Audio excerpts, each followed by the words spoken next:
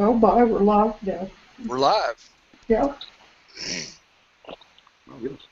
but we still don't have him. I think he's just trying that. Can you hear the tears roll down his cheek? Uh, We're live without you, Matt. yeah.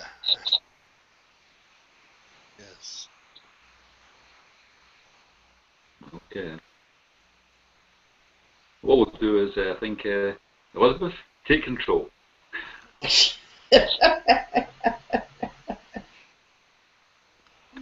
Oh Well, I God. think I think we ought to give him a little bit of time to figure out. Yeah. Yeah, I do too. You know what? I think he's probably going to do this more for. Yeah, he says go ahead and talk about the woman's game, and I'll keep trying. Am I going to have a monologue? I don't think so. Um, Matt said we were going to talk about the Indy Park Lydia Ko battle for the top of the rankings, but and that's fine. We can talk about that for a minute, but that's a that's one of the less interesting things to talk about. Maybe more interesting is who's going to challenge him.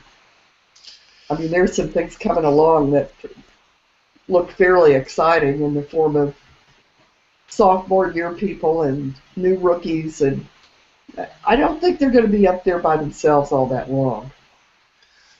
So you think somebody's going to challenge him? I do. Who? Well, I see young Kim is the most logical, immediate challenger. Stacey Lewis could actually get her luck back and start winning instead of runnering up. Well, you're still riding that horse, ain't you? I am because look what she did without any wins. I mean, she held a solid third place in the world rankings with no wins. She has an unbelievable game. Don't don't be mad about Stacey. Well, But I, see, I, I just, I tend to think sometimes she's a little brattish, and maybe her attitude gets in her way of actually winning. let's see what happens. She's in love now. She's gotten engaged. Oh boy, that's going to help things. It might. It,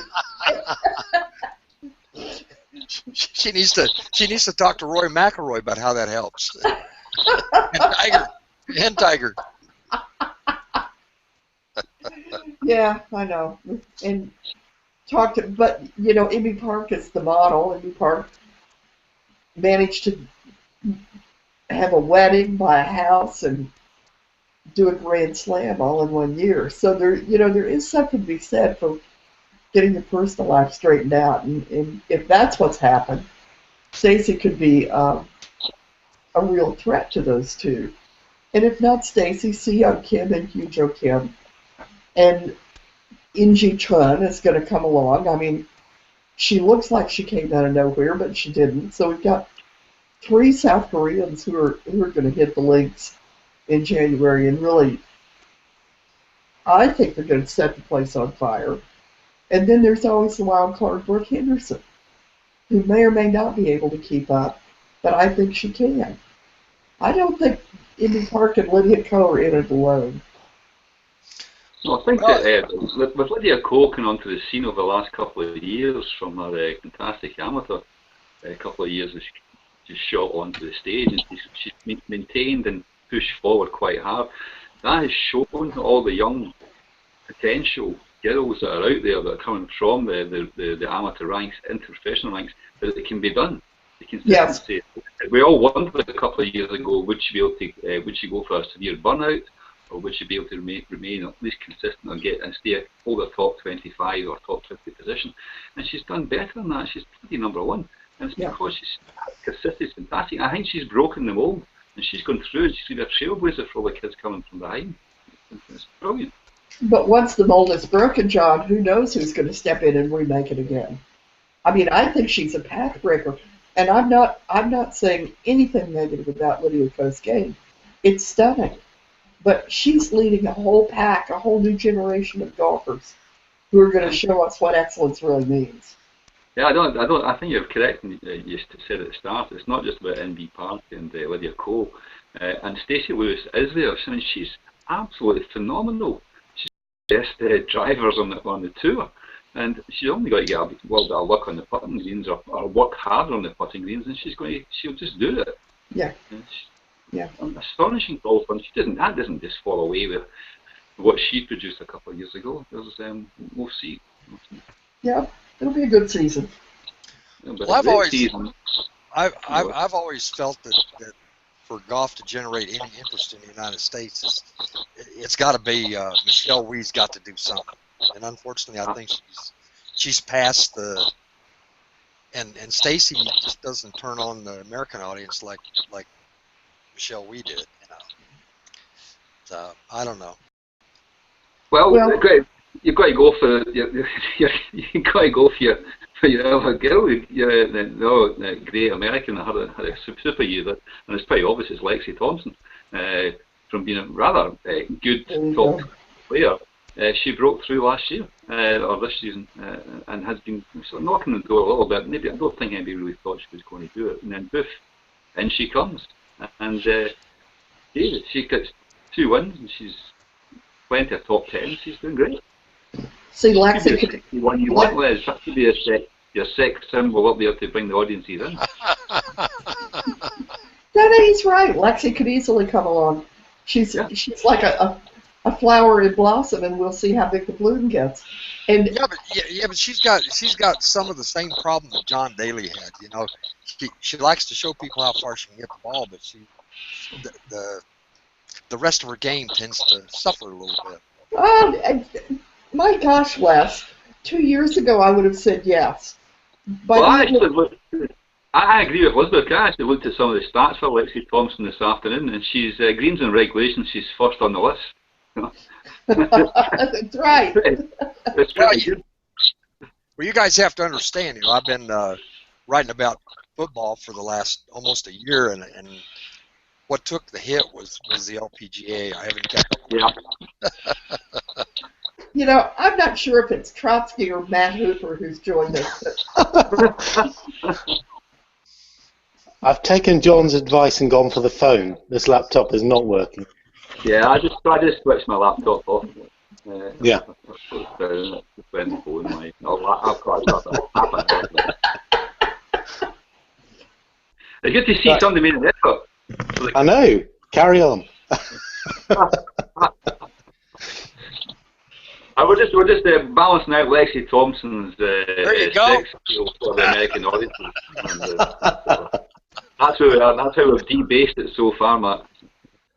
Yes, I've been listening. I can hear you all. I can see you all, but I just couldn't join in. So no, I mean, I think that this year really has been. I mean, it's strange because Inbee Park's won more majors, but Lydia Ko's had such a consistent year. Won quite a few tournaments, and obviously the Evian, and she's sort of leading the headlines, if you would. But it's an odd sort of one because Inbee Park really you would think is the number one player because she's won so many majors. But I think this year's been very different to last year, where you had several different players at the top contesting to the top, and this year you've obviously got just 2. Well, I don't think it's quite that obvious, man. That's what we were just saying. I mean, we don't see it, and none of us sitting here, except maybe Les, who's out in left field anyway. But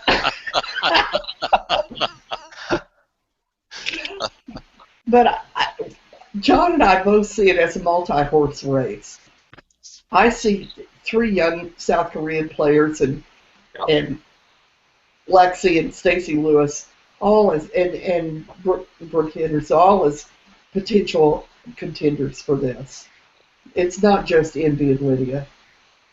But they're not winning as much, are they? I mean, at the end of the day, it comes down to that, and Lydia and Inbee are winning. Well, they were winning.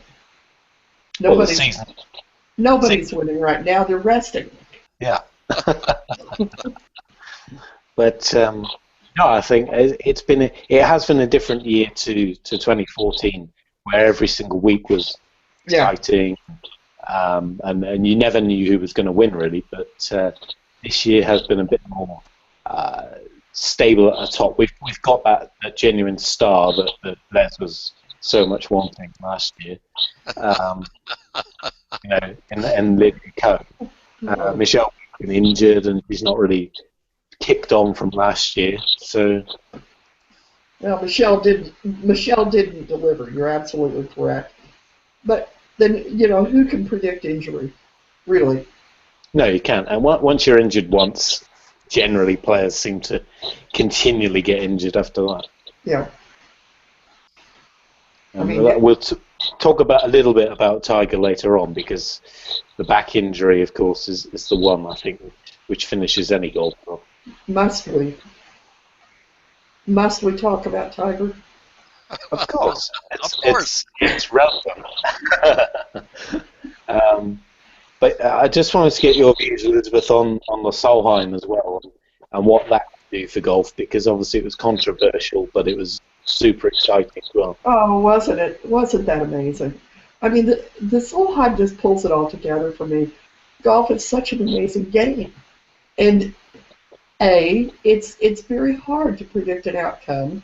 B, advantage is meaningless. And C, never discount the power of the middle game. Never. Because in the end, that's what pulled things out on Sunday for the Americans. I mean, their rage that they were able to convert to resolve and turn into a golf game is what made the difference. If they hadn't gotten mad at Suzanne Pedersen, if the whole Pedersen thing had never happened, I think there would have been a different outcome. I think the Europeans would have walked away with the Solheim again. Yeah, and I think Karen Koch pretty much, in her comments afterwards, actually agreed that the incident certainly worked against Europe. But what is everybody's views on the actual incident? Who was in the right, who was in the wrong? I didn't get a chance to see it, so what exactly happened with that whole thing? Well, now be careful, because Allison Lee was in the wrong. Be careful here. Allison Lee believed that Pedersen and Hall had conceded the putt, and she picked up her ball, and Pedersen then said the putt wasn't conceded. But that's not what's at issue. What's at issue is Pedersen's behavior prior to that incident, where she was walking off the green before the hole had been completed. Pedersen engaged in unbelievably bad sportsmanship, and Hall was following her because Hall was following her. I mean, Hall was the junior player. Pedersen was a senior player on the European team. And Pedersen was in this high dudgeon, stomping off the green. She did it more than once. She did it after that incident. And it was Pedersen's bad sportsmanship, not Allison Lee's poor decision or flawed decision, that led to the controversy that's still going on. I sat there and watched Pedersen repeatedly walk off the green. I mean, I learned as a junior golfer not to walk off the green until everybody was finished. You know? Yeah. They teach you two things. Don't walk off the green and fill your divot holes. Those are the first things junior golfers learned. Pedersen knew what she was doing. She was just engaging in bad sportsmanship. I'm a big fan of Suzanne Pedersen, but you can't defend her in this case. She blew it. Yeah, I think you're right. Bad sportsmanship. There's no need for it. Alison Lee was wrong. She shouldn't have picked up her ball. It's not a thing you never do in a golf course. You never pick up any golf ball until you're told to. So that was just maybe a blip. But she saw two of the European players walk off the green, or she felt the two European players or competitors had walked off the green. Therefore, she then correctly, I believe, assumed that the putt had been given. Well, I would have made that assumption if I'd been in her position. If my opponent in a match walks off the green, I assume I'm done. I'm picking up my ball and walking off too. That putt's good. So, that's it. That's the opinion. Here we are.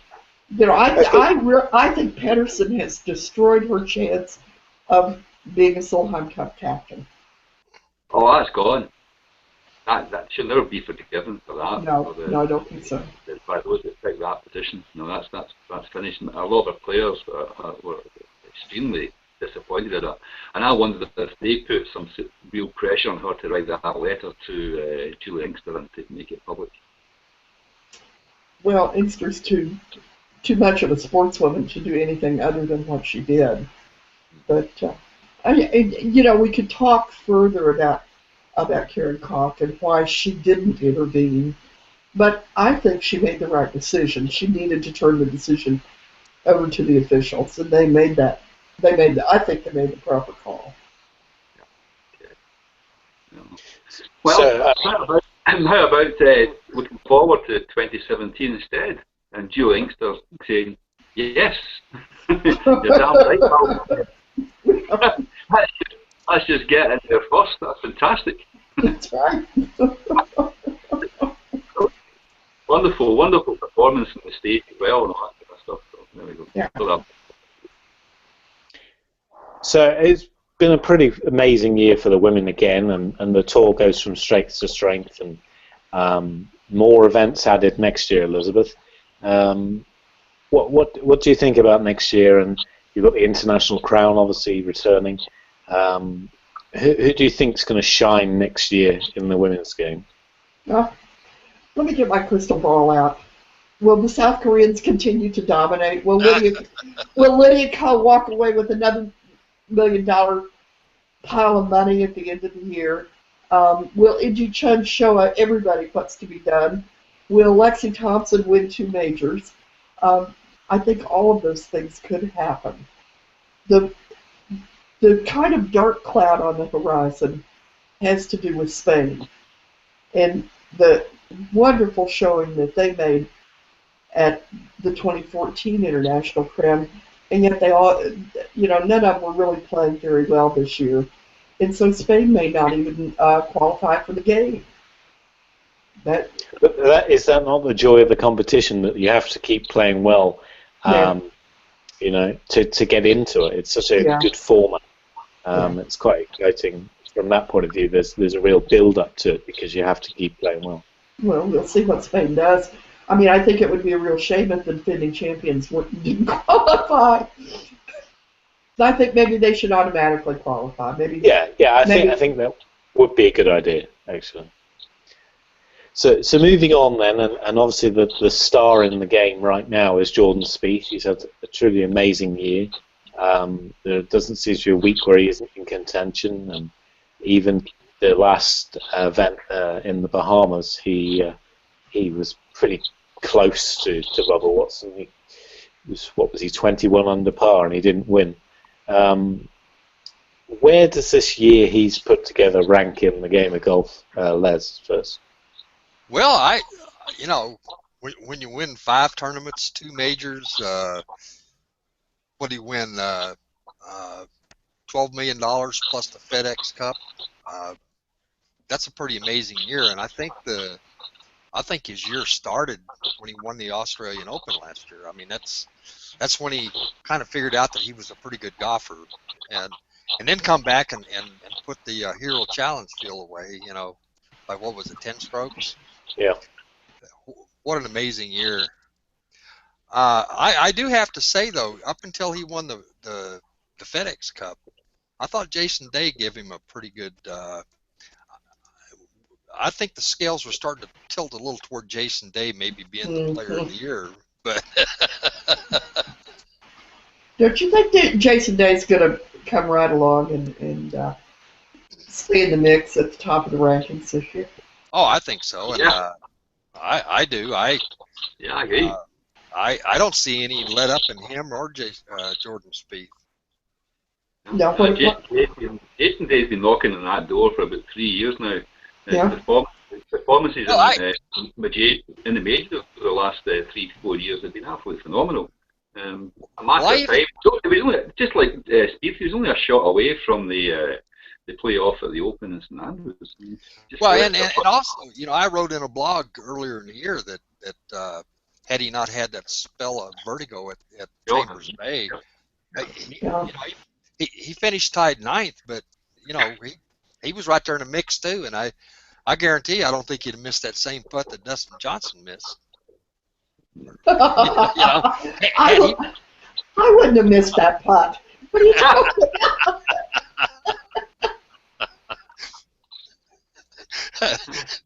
we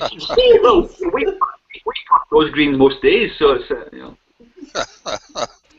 I thought one of the funniest quotes from that was, somebody on the European tour said it was like putting on cauliflower, broccoli, and McIlroy said, "Nah, broccoli's green."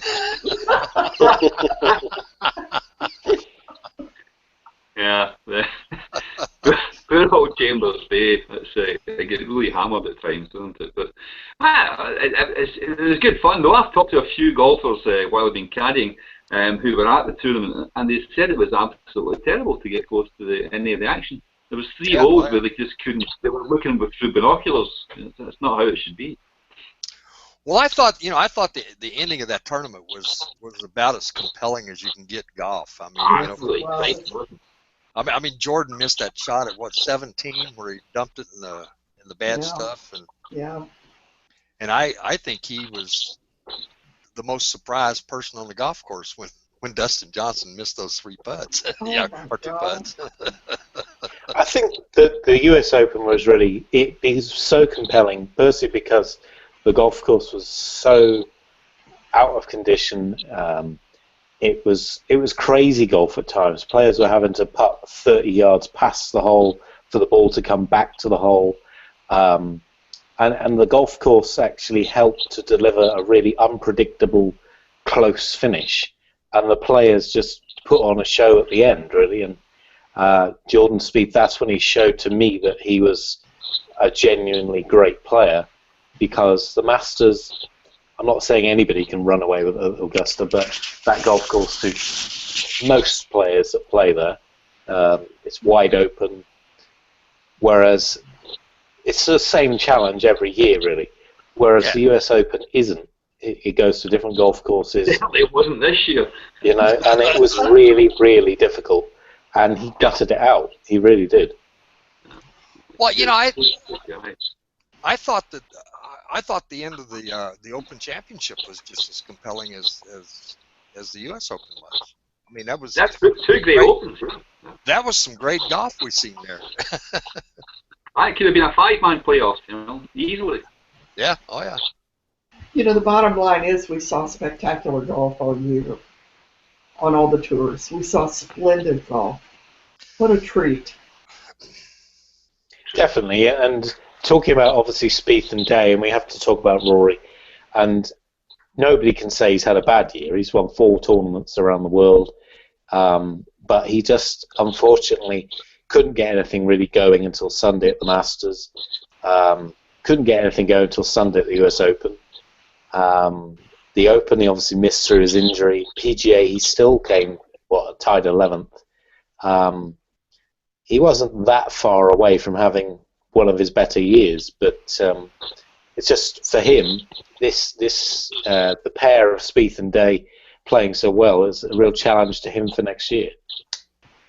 Well, I'd read something earlier, maybe a month or 2 ago, that Rory has said that he's going to dedicate himself back to golf again, which I don't think he's done, since, even the good year he had after breaking up with, what's her name, Wozniacki? He had a good year that year, but he just doesn't, he seems to win a big tournament, and then he fades away for a while. And then But I think also you can say the same about Day. He won the Farmers Insurance and then didn't win again until, the Canadian Open. And then obviously had that little surge in August. And then since then, he's obviously, his wife's had another child.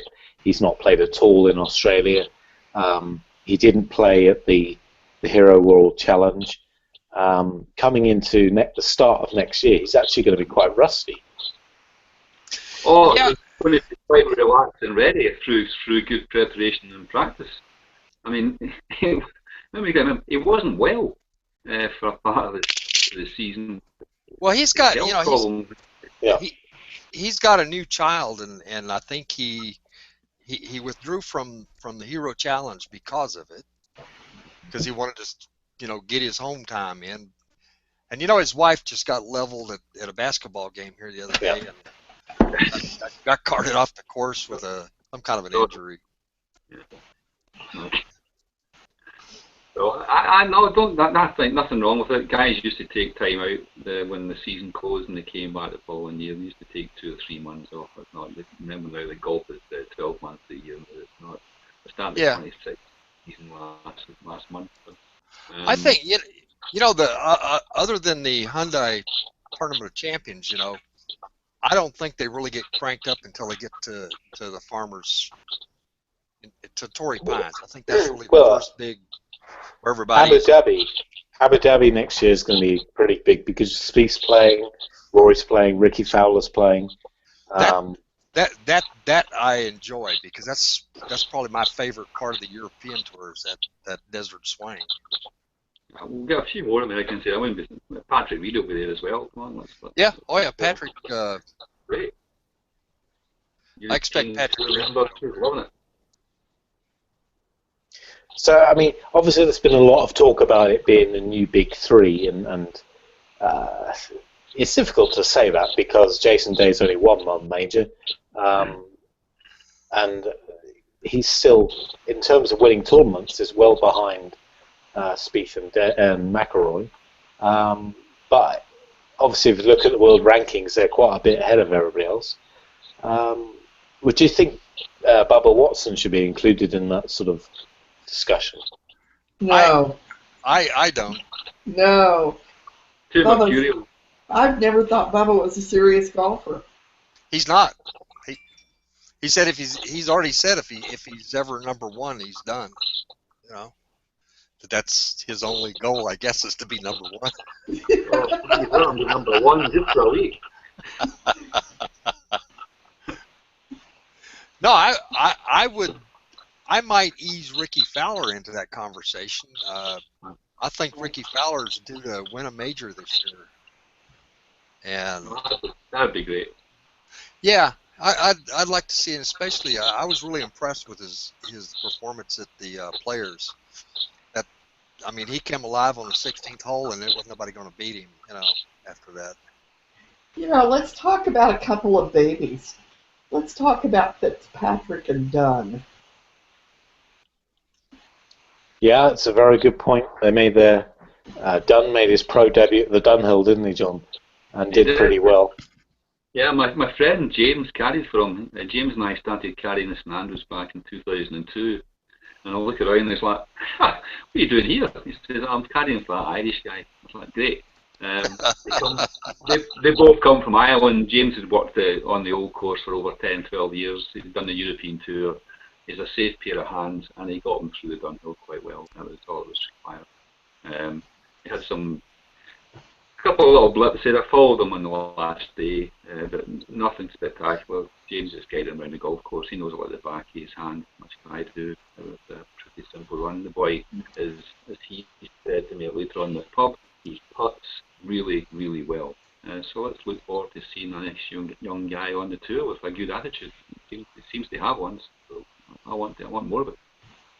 And Fitzpatrick won the British Masters quite impressively at Woburn. And for a small guy, he hits the ball quite a long way. He's very accurate. He's a good putter. And that win in his rookie year is certainly going to set him up for next year, isn't it? Yeah, I see those two boys coming right along. And it would be good, actually, because Europe has had quite a few decent sort of young players like Manacero, who won so quickly, so youngly, but has disappeared. And right now, all the top young players really seem to be American, that are really coming through. Kevin Kisner and a few others that have won in the last few weeks on the PGA Tour. And whereas the Europeans, they seem to have stalled slightly behind Rory and Justin Rose and McDowell, who's won recently. Yeah, well, Rose and McDowell are part of the sort of middle brigade between sort of, you have Westwood and his coterie up there in the early 40s, 44, 45. Then you have the McDowell gang, just sort of mid to late 30s. Those guys that are hitting 25, 26, 27, 28, that's the Rory area. And we've got to look now at Danny Willett, Andy Sullivan. These young guys are trying to push really, really hard, and I think we can expect more from them to be part of the Ryder Cup team this year and kick out a few of the older chaps. That's exactly who I thought would probably be challenging from the European Tour was Danny Willett and Andy Sullivan. I mean, Sullivan gave McIlroy a pretty good run there at the race final. It was brilliant. I really like Andy Sullivan. I like the way he plays golf. I think he's quite aggressive, and that's good. Just let him keep on playing that way. You know, that course belongs to Rory McIlroy and Henrik Stenson. You know, those two are just really hard to beat on that golf course. Yeah. Let's we got a Ryder Cup year. Those young guys are going to make a really hard push for it. The points are going to be counted. They started last month. Let's see how they do. I've got every faith the team will have a new spine running down it. So obviously we're looking ahead now to next year and we're at the start of the Ryder Cup. And do you think, Les, that the appointment of Tiger as the vice captain is going to undermine Davis Love at all, or is it a mistake that Davis Love has come back as captain, or how do you think this is going to play out for the Americans? Well, it's funny you ask because the Ryder Cup is I love the Ryder Cup, and I think that Davis Love made two mistakes last time at Medina, and those two mistakes were Steve Stricker and Jim Furyk. Had he picked up anybody else, or if one of those two made a putt that counted, the Ryder Cup would have stayed at home that year. So I would hope that Davis Love has learned from, picking up old guys that, are not having a good year. That wasn't really a good thing to do. So was Mickelson? He isn't part of the vice captains, is he? No, Mickelson has said publicly he wants to play his way onto that team. But it was so wrong for him to be picked for the President's Cup. The President's Cup picks on both teams were not very good. I mean, I couldn't believe that the two internationals got picked. To be honest, Sang-Moon Bae was a sympathy vote, in my opinion. Yeah, he slipped down the world rankings. He's not going to play again now for however many months or years. 2 years. Yeah, I mean, whereas there was players that were playing better than him, and the same on the American side. Brooks Koepka, what a chance to give him that experience for the Ryder Cup, and he throws him even when JB Holmes. I mean, when JB Holmes came in to replace, who did he come in to replace? I didn't get to see it.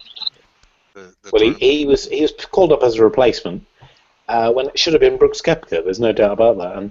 And Phil Mickelson got a pick. And I think that's the problem with the American setup is they're honouring somebody who's not won for a couple of years and going back on his. I personally think that they used the President's Cup to try to learn how to do the Ryder Cup, and you got to know that Phil is going to be a captain one day. And I think the one thing they're learning from the Europeans is you have to cultivate managers, captains. You got to cultivate them. And I think that was a cultivation pick so that Phil could learn how to be a captain. But he shouldn't have to go through a President's Cup. He's played enough Ryder Cups to understand how the captaincy works. Yeah. On the way that the 2015 or the 2014 Ryder Cup ended, you would think that Phil would be at least considered, downstream for a manager or for a captain. But I think they want to get people in the system and bring them along like you guys do. I think that was what all this big meeting was about. Hey, this is the way the Europeans are showing us how to do it. Let's us do it that way. Right, then should be playing your own furrow and doing it your way. You shouldn't be following the Europeans. Well, I mean, I've read articles where that's the mindset now. Is, hey, the Europeans are showing us how to do it. Let's try that. I personally think that we get beat because our people aren't in the same culture. But I think it just comes down to the fact that the Europeans play better. They raise their game for the Ryder Cup. There's an emotional charge in most of the players. It's so big for the European Tour. It keeps the tour going. That's exactly what I was trying to say with the culture change. But that's exactly it can't be the way, because the Ryder Cup to American golf is not as important as it is to European golf. You have the FedEx Cup. You have millions of dollars every week. Your guys want to play in the Ryder Cup, and our guys is like, they say they do, but So talking of another tournament which has courted a lot of controversy, players not wanting to play in it, players thinking it should be a different format. The Olympics is coming up in August, and Adam Scott is obviously, he's going to be sunning himself on a beach rather than playing for a gold medal. His sort of attitude is he's not thinking of the bigger picture. That the Olympic Games for golf can actually grow the game at every single level. The industry, which is flagging badly, memberships of golf clubs. He should be thinking of the bigger picture and going there and competing. And Jordan Spieth said it would be like a fifth major to him. Yeah, that's. I've never been real impressed with Adam Scott, and I continue to not be impressed with him.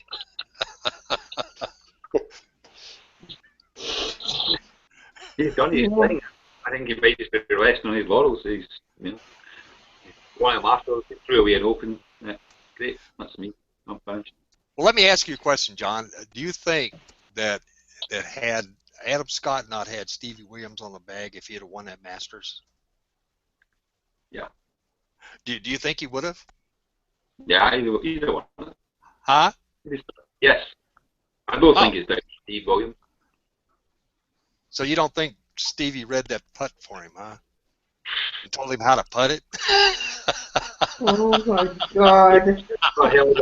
Never held a long room putter in his life. He wouldn't know what to enter. Oh my God.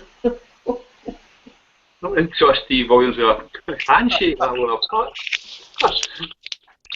I mean, horrible guy. Adam Scott's had trouble putting all his life, and now he's getting he's going to have to give up his long putter again, Yeah. The tragedy he hasn't gone to the short stick already. He's only got another a week and a half. Yeah. Nah, he's shot his ball. I don't think it was down to Steve Williams. He may have had some emotional support there, but I don't think it was anything great. It's a nice big golf course. You can hit the ball a flag there. It's okay. I think there's a lot of people giving up on the Olympics because of the conditions down there. But how is the course? What do you know about the course, Les? Is there grass on it? Have you seen any pictures? I haven't looked at it for a good couple of months. Well, I spent quite a bit of time in Brazil back in the 90s, and in a city like Rio that's got, well, when I was down there, they had 12 million people. They had one 9-hole golf course for 12 million people. So golf's not big down there. If they could kick the ball in around the course, they'd love it. But golf's just not big in Brazil, But that's why the Olympics are so big, because it can become, because the middle class is emerging in Brazil, and it can become a much more popular game. and it is quite popular in South America, Argentina. So I think that's why the bigger picture is more important than individual glory. And I think some players get it, but others don't. Yeah, I got you. So next year's major venues, obviously Augusta, should be quite exciting with Spieth Day and Rory and Bubba Watson again, and maybe Dustin Johnson. But South Africans. Sorry, South Africans. Yeah, Charles Schwartzel and Louis Oosthuizen. Nah. Schwartzel is sort of up and down, isn't he? And mainly down at the moment. Well, he suffers from the same problem that Adam Scott does. He's never been able to putt. I mean, he's a good striker of the ball, but you know. And obviously, Rory's going to be looking for his career slam when they get there. So. Well, I saw an article the other day saying that he's going to be taking the build up to Augusta much more seriously. He might add a tournament or two. He's going to go there early to prepare. But obviously, that opportunity is going to come every year now for the rest of his career. So I think last year there was too much hype. There was too much focus on it. Whereas he can come into it slightly less pressure because obviously Spieth will be the favourite.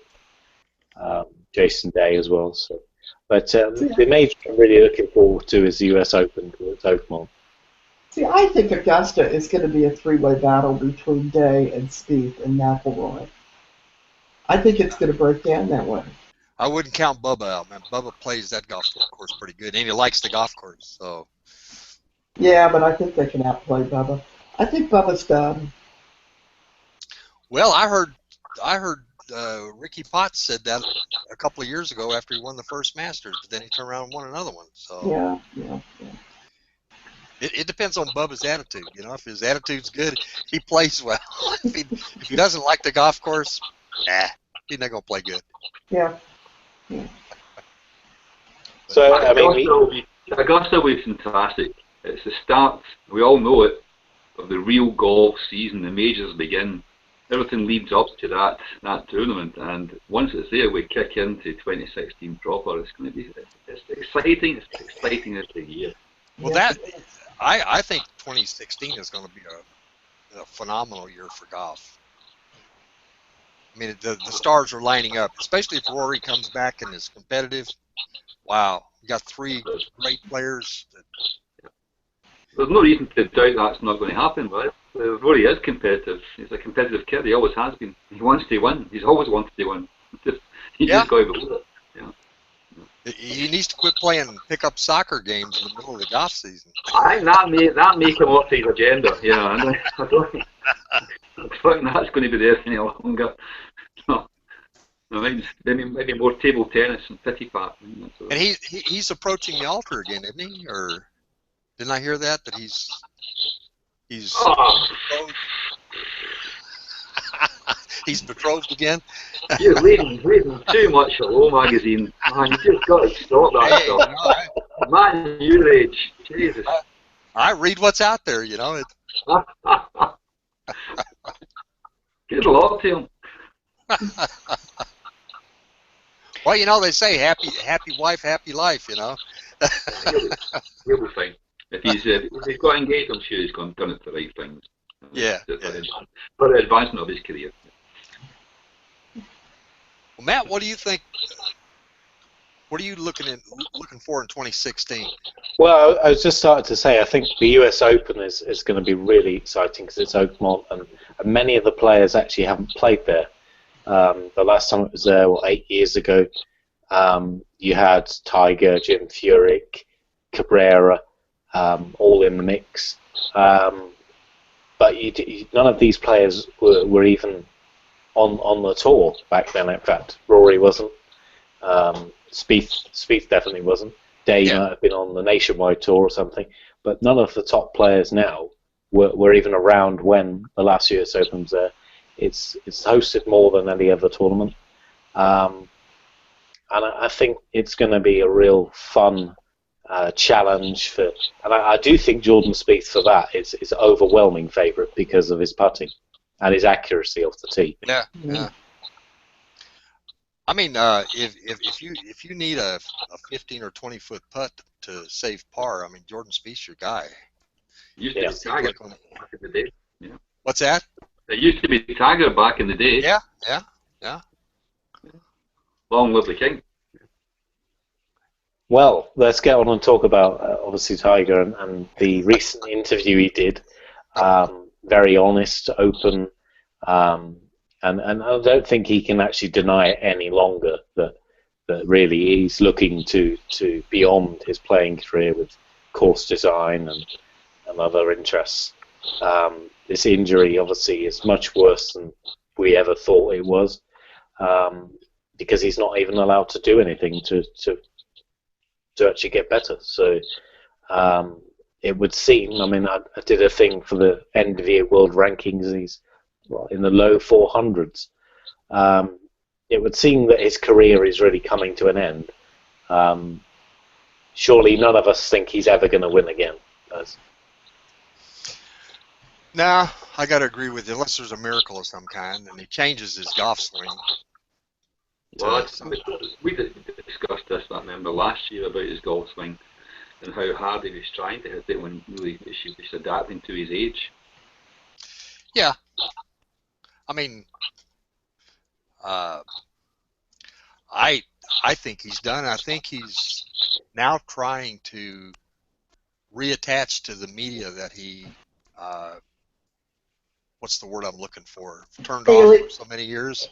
He alienated the media. That's the word I was looking for, Beth. Thank you. No, you're welcome. he alienated the press and the people around him for a decade and a half, and I think now he wants to be buddies with everybody. That's right. He wants to be friends. Good guy, eh? You know, I hope they do not respond to it. Tiger is done, and Tiger needs to let himself be done. He had a glorious career, and now it's over. Well, period. I agree with you, but you know, Jack Nicklaus had a great career, and so did Arnie, but they're still involved with golf. You know, that's because they were really nice guys. Yeah, and maybe it's in the cards for Tiger if he turns into a nice guy for real. I don't think he necessarily has to be lovey-dovey with the media. Yeah, well, Gary Player's not that big a lovey-dovey guy, you know. I think if he can design great golf courses, and by all accounts, the course he designed near Houston is absolutely amazing. And he's got his foundation as well. And having said about the media, when you heard him talk at the Hero World Challenge, he was actually very insightful. He was. And he could actually speak from experience. And I think there could be a future job for him as an analyst on television. So, and obviously that would be the coup that every company wants, because he's Tiger Woods. Well, you know, I catch a lot of crap from people about Tiger, but I watch SportsCenter a lot because football is covered on SportsCenter on the ESPN. They never talk about golf unless Tiger does something. And they even carried his press conference from Bermuda, you know. And people don't really realize how good he is for the game, because he brings people to the game that otherwise wouldn't be involved in a game or wouldn't care less about the game. So you put him on TV and as an analyst, yeah, I think your viewership goes up. Yeah, get him involved. I mean, Jack Nicklaus did in the late '80s. He was on ABC, wasn't he? He was when he finished his round, he would go and do it as well. And I think he's the reason why the golf management course that I did at uni even existed. You know, it's the reason why the golf industry today is so big, enormous, in fact. And, between him and yet, Arnie, I lump Arnie in there too, because Arnie's carried the torch for the game, and And Arnie was the guy that actually got us into television. You know, when I was a little kid, the only time you saw golf highlights was on the newsreel at the movie theater. That was it. They wouldn't carry it on radio, wouldn't carry it on TV. And Arnie brought that to us. Tiger ushered in the Tiger era, which is where golf is at now. You know. Oh, Les, don't you think we're beyond the Tiger era? Well, we are, but we're where we are. We are where we are because of Tiger. There's no doubt about it. Look at the three guys at the top of the world rankings. Their fitness.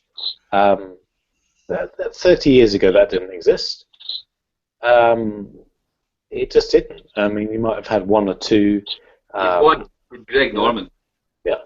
Yeah, Greg Norman. Now, That's what he had. There wasn't anybody else. every player in the top, not the top 50, but more or less, is an athlete. Training all the time, practicing more and more. You know, and I think that there's no question that nobody can actually discount his impact on the game. Nobody can actually question his achievement. I don't particularly enjoy it when they say he's the greatest golfer of all time, because he might well be the greatest player of golf we've ever seen, but he's not the most successful, because he's not won the most majors, he's not won the most tournaments. So obviously he hasn't travelled the world as much as Gary Player did, and Gary Player had much less. He didn't have his private jet, or you know. Right. So I think Tiger. Okay, there's a lot of things that we don't like about what he does on the golf course, off the golf course, but really his private life is his private life. It doesn't really matter, because there isn't a single golfer. Look at Faldo; he's married 4 times. Norman's been married, I don't know how many times. You know, it happens. These guys are touring the world, and that really shouldn't even be considered when we're looking at a golfer's achievement or impact in the game. And Tiger gets a lot of bad rap for that, which I think is totally unfair. I agree.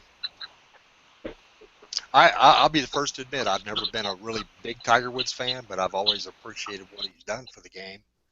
And when he was winning tournaments, he was putting people in front of the TV that could care less about golf. They just wanted to see Tiger. They wanted to see Tiger play. They wanted to see Tiger win. Now, something else which I think we should talk about. It might be a bit controversial, but Donald Trump.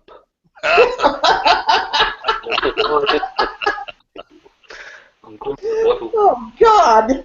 Why? Well, something's just popped up. An article about his golf course in Aberdeen, where I think one of the dunes has collapsed or something. But it's the latest thing. I mean, it's such a shame, because some of his golf courses are really great, and it does seem that most of them will never host a golf tournament again. But then that goes with the territory when you're like he is, I suppose. Well, he said for years that he wanted to be involved with golf, and then when he decided to run for president, he alienated everybody in the golf world. And that happens when you run for president in this country. You alienate a lot of people. I suppose you do, but when you say the things he said, you know, I mean, and the thing that was so funny about it to me was his remarks about the Arab community and knowing where all the money comes for the European tour. You know, there's a ton of money that comes out of Abu Dhabi and Dubai and places like that that actually support the European tour. You know. And the big issue for me is you've got one of the greatest golf courses in the world that should be hosting an Open. With his ownership, he'll never host the Open again. Right. I saw that. In fact, I wrote a blog about it. It was, I mean, he saw himself giving away the claret jug on a Sunday afternoon, and and it's not going to happen. Do you think it'll change if he gets elected? Will bygones no, be bygones? No, I don't think so, because the RNA are trying to take a different direction. The women members, their attitude about slow play, etc., trying to grow the game. Donald Trump said it before. He thinks golf should be elitist, and that goes against everything the RNA is trying to do. So I don't think it will be unless he sells it. So you're saying once you defecate in the place of your business, it's hard to clean it up. Yeah. Yeah. Yeah. I was trying to be nice because we're on the air.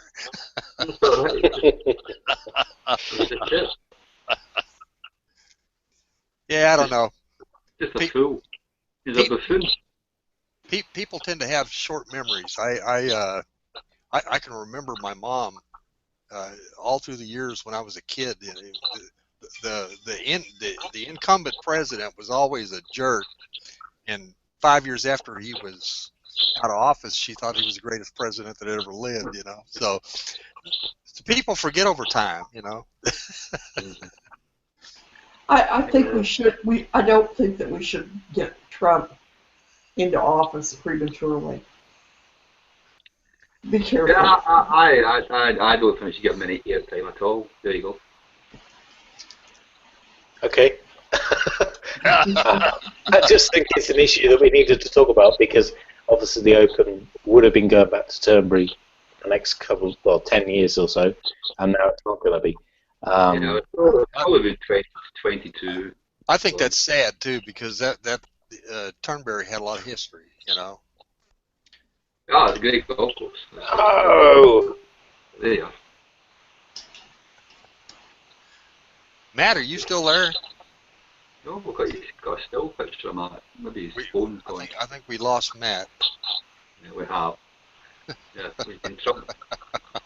Maybe we'll get another picture of him in the bottom there. Well, it's about time for me to go cook supper. Put on my little apron and. Yay! Have a nice evening. It was great. Do my domestic thing, so I'm going to need to go as well. Well, have a great Christmas, and if I don't see you, I'll send you a message for New Year. But thanks very much for your company over the last year. I've enjoyed it very much. I hope Matt needs to bring us together soon. Les, what? Huh? Were you speaking to me? No, I was just going to say after football season's over, I'm going to go be back to writing golf all the time. And does that mean you're going to come back to pro golf now? we could talk about it. Okay. Send me an email. I'll do it. But okay, enjoy the festivities. Have a good New Year. We'll see you in 20. Merry Christmas. Have a good one. Bye. Yeah, Merry Christmas to you too. Bye bye.